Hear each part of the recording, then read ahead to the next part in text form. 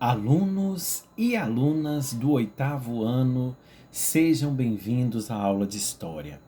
Hoje, 16 de setembro de 2020, iremos fazer a correção da atividade número 1 do terceiro ciclo, que tem como tema Brasil, Primeiro Reinado. Lembrando que você pode pegar o seu material para fazer as anotações, que facilitará inclusive você a fazer as nossas atividades e também nossas avaliações. Vamos então à primeira questão.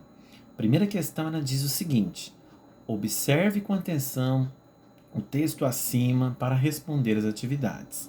Número 1. Com base na leitura do texto, defina com suas palavras o que foi o primeiro reinado. Então, quando a gente fala do primeiro reinado, a gente tem sempre que lembrar que ele iniciou praticamente aí em 1822 e foi até 1831. É importante, né? Eu espero, né, que vocês, alunos, responderam que o primeiro reinado corresponde aí ao período de 7 de setembro de 1822 a 7 de abril de 1831, em que o Brasil ele foi governado aí por Dom Pedro I, que foi inclusive o primeiro imperador do Brasil. Esta época tem início com a declaração aí da independência do Brasil e termina com a abdicação de Dom Pedro I a favor do seu filho e herdeiro. Quando a gente fala do primeiro reinado, a gente sempre tem que ter em mente que foi um período bastante conturbado aqui para o Brasil. Por quê, alunos? Porque o autoritarismo de Dom Pedro I fez com que várias províncias aqui do Brasil se revoltassem contra a pessoa dele. E isso favoreceu o quê? A sua abdicação. O Dom Pedro I, em 1831, ele deixa o trono brasileiro justamente porque a maioria da população aqui do Brasil na época estava rejeitando, não estava satisfeito com o seu governo aqui, certo? Lembrando também que foi um período de grande agitação, conforme já expliquei para vocês no vídeo e também já expliquei para vocês aí, né, no texto que eu deixei para vocês pesquisarem, certo?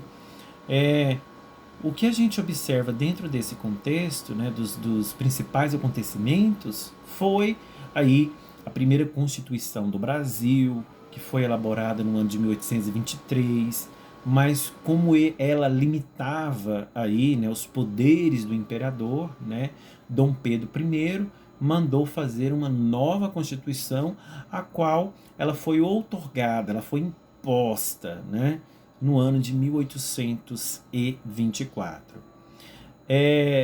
Nesta Constituição, o poder centralizador ele ficou nas mãos de Dom Pedro I, porque ele controlava, através do poder moderador que foi instituído pela Constituição, os três poderes, que foi o executivo, legislativo e judiciário, aquele que Montesquieu idealizou quando a gente estudou aí sobre o iluminismo, certo? Lembrando também que houve aí, né, a guerra aí da Confederação do Equador, que foi um movimento formado aí por algumas províncias do Nordeste. Por quê? Porque estavam insatisfeitos com a maneira que Dom Pedro I vinha governando o Brasil, né? E eles estavam descontentes com a instabilidade política do país. O objetivo era alcançar aí a autonomia se separando do Brasil, mas as províncias fracassaram essa tentativa. Houve também a Guerra da Cisplatina no ano de 1825, né? É outro aí, alunos, acontecimento que marcou esse período e consolidou aí o desagrado ao imperador. Nesta guerra aí da Cisplatina, o Uruguai ele se torna independente do Brasil e se torna um país, né? A província de Cisplatina se torna independente aí do Brasil e se torna um novo país que foi chamado de República do Uruguai, certo? A economia no primeiro reinado do Brasil enfrentou crise, né? O Brasil comercializava produtos cujo preço e exportação estavam a cair e inúmeras ocorrências aconteceram neste primeiro reinado, ok? Então foi só apenas um resumo para que vocês pudessem transcrever aí o que foi o primeiro reinado na questão número 1. Vamos então à questão número 2. Olha só. A primeira Constituição do Brasil foi elaborada em 1823, mas como ela limitava os poderes do imperador, Dom Pedro I mandou fazer uma nova Constituição, a qual foi outorgada, imposta, em 1824. Quais as principais alterações feitas na nova Constituição? Quais foram, né, as principais alterações nessa nova Constituição? Se você marcou a letra C, você acertou. Olha só, as principais alterações. O poder centralizador e autoritário aí do imperador, onde ele detinha os poderes legislativo, executivo e judiciário nas suas mãos, usando o poder moderador. Então, Dom Pedro I, na Constituição de 1824, ele controlava todos os poderes em suas mãos, certo? Você não pode esquecer disso. Então, é por isso que ele é chamado de autoritário, certo? Vamos então à questão número 3. Em 1825, acontece a Guerra da Cisplatina, que marcou o primeiro reinado e consolidou o desagrado ao imperador. Liste as principais consequências decorrentes dessa guerra. O que é que essa guerra de Cisplatina trouxe de consequência para o Brasil? Eu espero que você tenha respondido que nesta guerra o Uruguai ele se torna aí independente do Brasil, para além de ter sido vencido, aumenta aí, né, a precariedade aí de grande parte da população brasileira decorrente aí da perda do território. Então o Brasil ele perde aí esse território, ele estava anexado ao estado do Rio Grande do Sul. Se você observar no mapa, a República do Uruguai está logo abaixo praticamente aí do estado do Rio Grande do Sul. Então a população praticamente começou a ficar mais precária do que estava, né?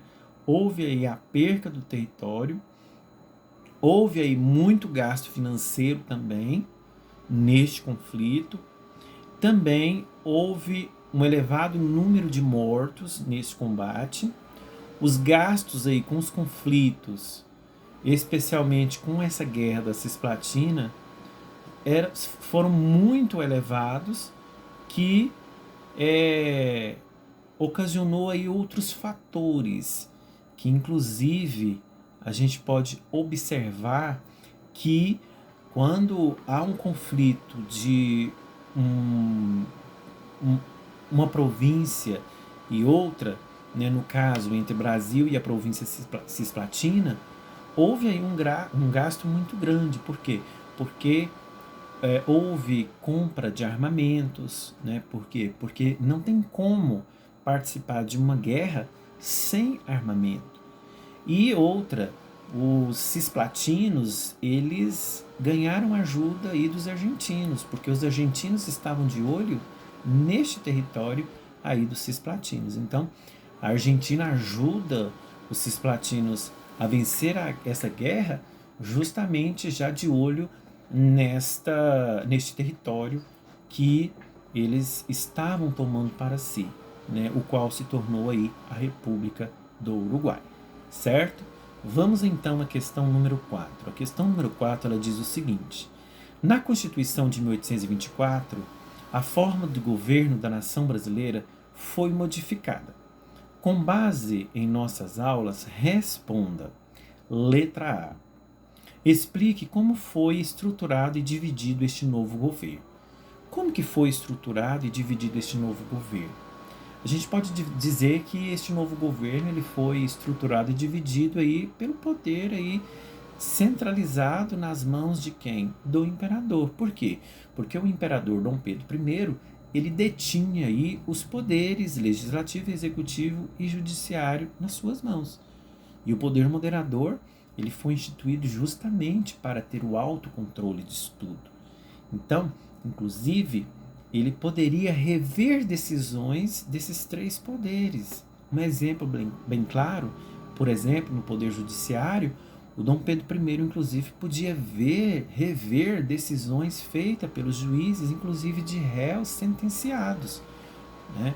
Ele podia, inclusive, perdoar aí os crimes de pessoas que eram acusadas, inclusive, de homicídio, né? Então, ele detinha o poder nas suas mãos, Dom Pedro I. Então, esse poder centralizou fez com que Dom Pedro I se tornasse o quê? Autoritário, certo?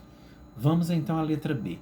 De acordo com suas palavras, escreva o que significava a Constituição naquele momento para Dom Pedro I.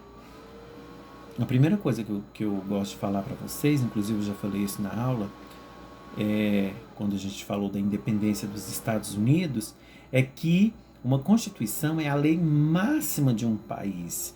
A Constituição é que vai reger todas as leis de um país. Nenhuma lei pode ficar acima da Constituição.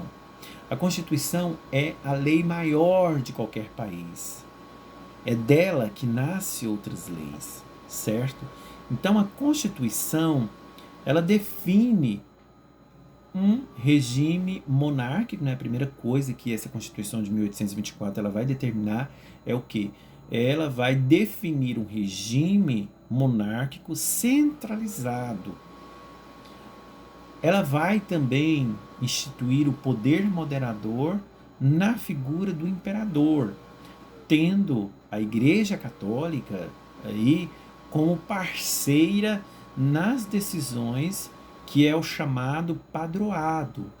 A Igreja Católica, neste período aqui, ela era a religião oficial do Brasil, certo? A coroa, né, portuguesa, já bem antes do Brasil ser independente, adotou a Igreja Católica como aí a religião oficial do Brasil na época, né? Hoje, o Brasil ele é laico, ele não tem religião oficial, tanto é que todos nós professamos aí diversas religiões, né? Então, neste período, a Igreja Católica ela era aliada do imperador Dom Pedro I. Tá? Também tendo o voto censitário, nessa Constituição ela aprovou o voto censitário, deputados políticos eleitos por representantes da população, e esse voto ele era conforme a renda da população. Então, o voto censitário é aquele voto baseado na renda, certo? E existia o poder legislativo, executivo e judiciário, porém era eliticista e centralizador. O imperador tinha o poder de interferir no momento que bem entendesse. Então ele podia, conforme eu já expliquei para vocês, interferir em todos os outros poderes, tá bom? Vamos então à questão número 5. Questão número 5 diz o seguinte: em 1831, quando o imperador Dom Pedro I estava na iminência da abdicação, ou seja, perto de deixar o trono, houve um acontecimento na cidade do Rio de Janeiro que envolveu aí portugueses residentes na cidade e apoiadores do imperador, e brasileiros contrários. Esse episódio ele ficou marcado pela quebra de garrafas e de luminária. Que nome foi dado a tal fato? O próprio texto já diz que nome foi dado, né?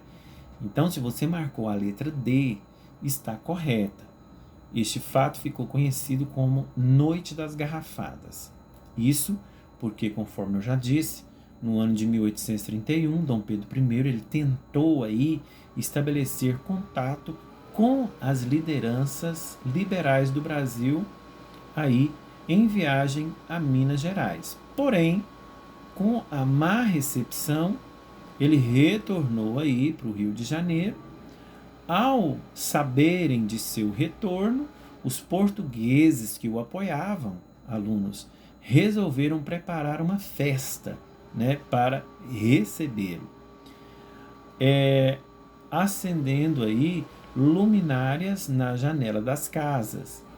Os brasileiros, irritadíssimos aí com o tal gesto, né, que os portugueses fizeram para receber o Dom Pedro I, começaram a quebrar aí as luminárias, aos que os portugueses responderam atirando-lhes garrafas. Por isso que ficou chamado de Noite aí das Garrafadas, correto? Bom, alunos, vamos ficar por aqui. Acredito que vocês compreenderam aí essa correção dessas atividades. Se ficou alguma dúvida, entre em contato comigo pelo meu WhatsApp para que possamos trocar experiências, correto? Agradeço a atenção de todos e até a próxima aula. Um grande abraço.